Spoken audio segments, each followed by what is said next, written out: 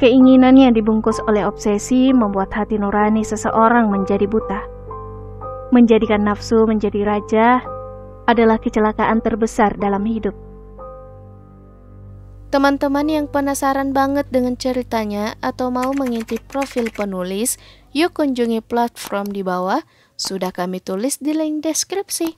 Dan jangan lupa subscribe, like, and comment YouTube kami juga, agar kami tambah semangat mengupdate video di YouTube. Terima kasih, wassalam.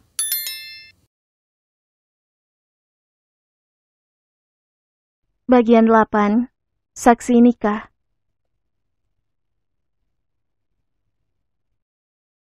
Tak satu pun dari mereka yang meminta maaf padaku. Malah mereka terus mendesakku meninggalkan suamiku sendiri. Sementara suamiku tak punya gigi untuk mempertahankan sedikit saja pernikahan ini. Dia terus memasang wajah memelas dan memohon padaku untuk menyetujui pernikahan ini tanpa harus pergi. Itulah kebodohanku, larut dalam permainan mereka. Dia begitu mengkhawatirkan ibunya, kekasihnya dan ibu kekasihnya. Tapi tak pernah khawatir akan perasaanku yang terluka sangat dalam atas peristiwa ini. Bisa saja aku langsung pulang ke rumah orang tuaku saat ini. Tapi mengingat sakit hatiku akan ketidakpercayaan mereka terhadapku, membuatku berpikir 1000 kali untuk kembali sebelum ada bukti yang aku punya. Aku juga sudah berjanji padanya untuk ikut suamiku kemanapun dia pergi. Kekhawatiranku atas kesehatan mertuaku yang begitu mencintaiku. Aku seperti dihadapkan pada buah si malakama. Dimakan salah, tak dimakan juga salah. Aku lelah ya Allah. Setelah kesehatan kekasihnya mulai membaik, ayah dan ibunya memutuskan untuk segera menikahkan anaknya. Meski secara siri, mereka mau. Bahkan dengan mahar seadanya. Aku hanya mampu mengikuti drama ini dengan hati beku. Ku coba membunuh semua perasaanku agar aku tidak gila dengan semua keadaan ini. Ini seperti drama lebay yang sering dinonton ibuku di TV. Tapi hari ini aku menyaksikan sendiri dengan nyata, bahkan itu terjadi pada diriku sendiri. Aku sering mengutuk pemeran utama film itu, sebagai manusia bodoh yang tak bisa lari saja saat ditindas. Tak kusangka, akulah yang menjadi sangat bodoh.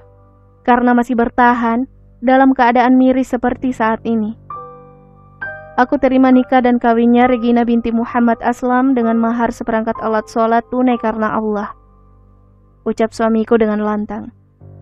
Aku duduk terpaku menyaksikan suamiku mengucapkan ijab qabul dengan perasaan hampa. Sementara kulihat kekasihnya yang sekarang telah menjadi maduku tersenyum sangat manis dengan kebaya putih membalut tubuhnya. Di sini aku memandangnya dengan tatapan sendu. Ridwan, suamiku, sesekali melirikku dengan tatapan yang tak mampu kuterjemahkan. Apakah dia menyesal ataukah bangga telah berhasil berpoligami dalam waktu kurang dari 1 bulan? Selain penghulu hanya aku, kedua orang tua Regina dan 2 orang saksi yang hadir. Mereka menyembunyikan pernikahan ini dari keluarga besar mereka, karena takut akan pandangan buruk dari masyarakat sekitarnya.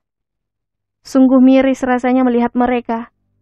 Apakah mereka sudah kehilangan hati nurani dikarenakan takut malu dan menanggung aib yang dilakukan oleh anak sematawayang mereka?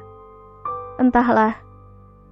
Aku merasa tak ingin memikirkan semua itu, atau aku benar-benar akan menjadi gila. Andai bisa, aku ingin hidupku berakhir saja, daripada dihadapkan pada situasi seperti ini. Dalam waktu kurang dari sebulan, aku telah dihadiahi madu. Bukannya madu yang manis, tetapi pahit yang tiada tara. Layaknya pengantin baru lainnya, mereka mereguk indahnya kebersamaan tanpa peduli sekitarannya. Tanpa peduli aku yang ada di sini.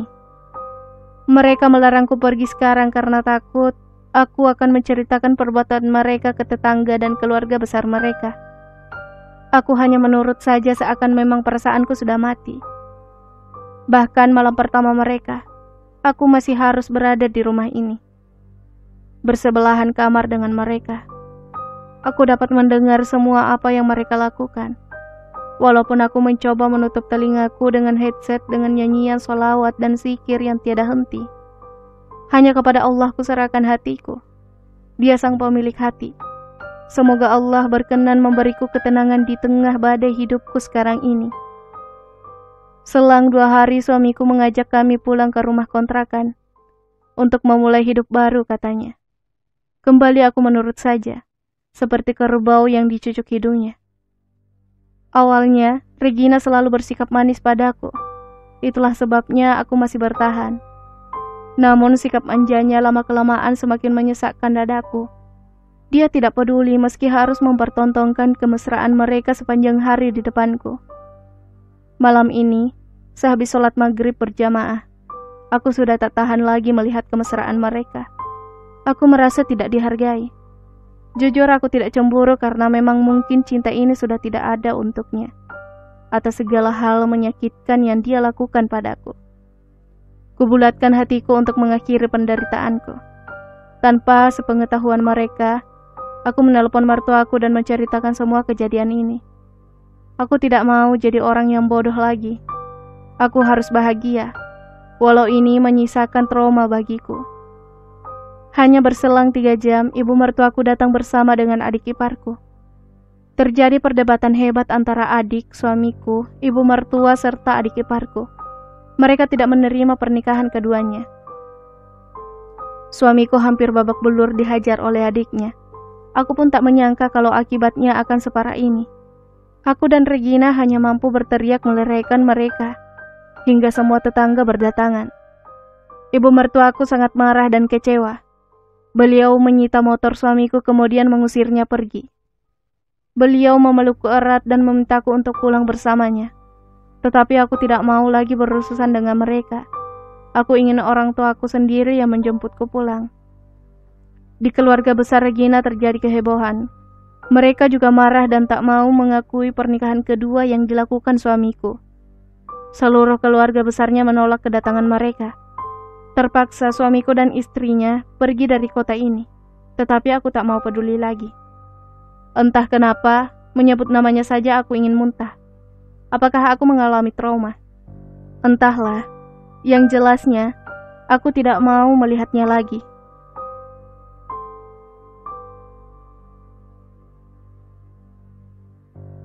Bersambung.